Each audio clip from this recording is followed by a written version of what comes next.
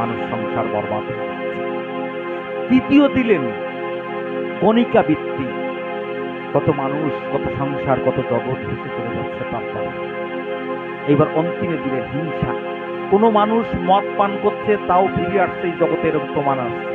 রামকৃষ্ণ পরমহংসদেবের ইচ্ছায় গিরিশ ঘোষ মদ খেত, তার বকল বানিয়ে তাকে ফিরিয়ে নিয়ে এসেছিলেন, এমন জলজন্ত উদাহরণ আছে কি না? জুয়ো খেলতো, তাদেরকে ফিরিয়ে নিয়ে আসা হয়েছে। যারা এই জগতে বেশ্যাবৃত্তি করেছে, ব্যানগার বেনা বলে হরিদাস, হরি বলে বসিয়া তুলসী তলায়, নটি লক্ষ হীরা গেল, নাম শুনে বৈষ্ণবী হলো, কি বলো পারে কবুই কোনো বিজ্ঞানের দ্বারায়? পারে কোনো বিজ্ঞানের দ্বারায়? পারে না। তাহলে সেও ফিরে এসেছিল। কিন্তু যদি কারোর ভিতরে হিংসা থাকে না, অন্তিম স্থান কলিকে দিয়েছিল হিংসা। এই হিংসার ভিতরে যদি কেউ যায়, জীবনে তার ভজন সাধন, দেশের দশের মাতা পিতার কারোর সেবা তার দ্বারা হবে না, তার দ্বারা সম্ভব না। আমি অনুরোধ করব, যদি কেউ মদ পান করে, এমনও লোক দেখা গেছে যৌবন বয়সে মদিরা পান করছে, পরবর্তীতে সে বিরাট ভক্ত হয়ে গেছে। জুয়া খেলছে, বড় ভক্ত হয়ে গেছে। বড় বড় বেশ্যাবৃত্তি করেছে, তারাও ভালো ভক্ত হয়ে গেছে। কিন্তু হিংসা নিয়ে যদি চলে, সারা জীবনে সে ভক্ত হতে পারবে না, পারবে না। যদি বলেন হিংসা কাকে বলে, একজন দোতলা বিল্ডিং করছে, ঘরের সামনে আরেকজনের ঘুম নাই, তাহলে তুমি ঘুমাচ্ছ না কেন? তুমি দোতলা বিল্ডিং করছো কেন? তার ঘুম চলে গেছে।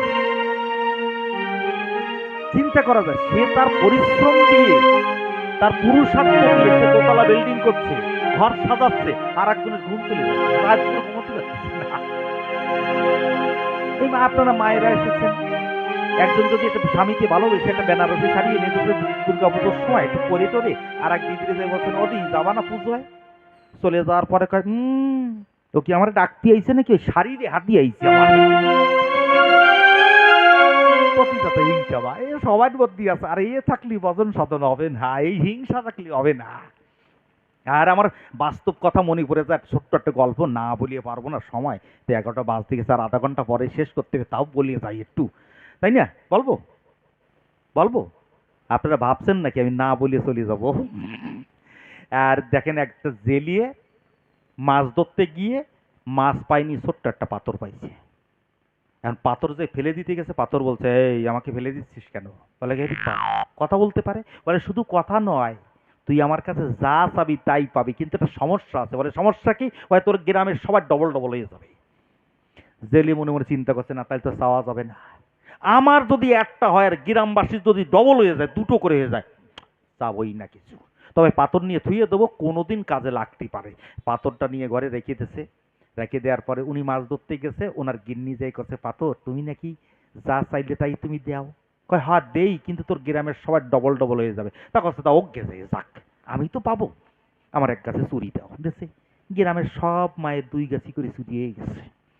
কছে আমার গলায় একখান হার দাও, দিয়েছে সোনার হার। গ্রামের সব মায়ের গলায় 2 গাছি করে হার হয়ে গেছে। কয় পাথর আমার একটা জিনিস দাও। কয় কি? কয় আমার একতলা বিল্ডিং দাও। দেশে গ্রাম শুদ্ধ মানুষের 2 তলা বিল্ডিং হয়ে গেছে। জেলে মাছ ধরে যখন ফিরে আসছে, দেখ গ্রাম আর গ্রাম নেই, টাউন হয়ে গেছে। সব যদি 2তলা বিল্ডিং হয়ে যায়, টাউন হয়ে যায় না? এখন ভাবছে তাহলে আমি একতলা বাড়ি যেটা, ওইটাই আমার বাড়ি, কেন আমার গিন্নি চাইছে তো আমি বুঝতে পেরেছি। একতলা বাড়িতে গেছে, যাওয়ার পরে বলছে কি ব্যাপার গিন্নি তুমি চাইছো? বলে হ্যাঁ চাইছি, পাইছি। তা তোমার যে একতলা, সবার যে 2তলা। কথা অজ্ঞে যাই, আমার তো একতলা, আমার মোটে গড় ছিল না। আর ওই স্বামী হিংসার চোটে চাইনি, কুড়িয়ে ঘরে বাস করছে। হিংসা কি জিনিস তাই দেখেন। এখন হিংসার চোটে এ মূর্তি চেয়ে জ্বলিয়ে মনে মনে চিন্তা করতেছে, তাহলে তুমি চেয়েছো, তাহলে আমি একটু চাই। বলে হ্যাঁ চাও।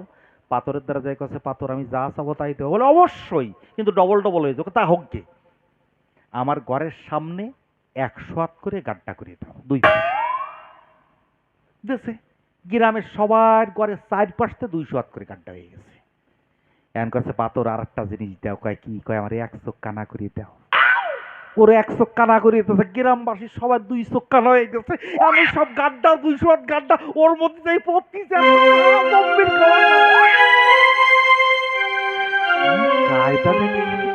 এই হিংসায় দিয়ে দিয়েছে কলি।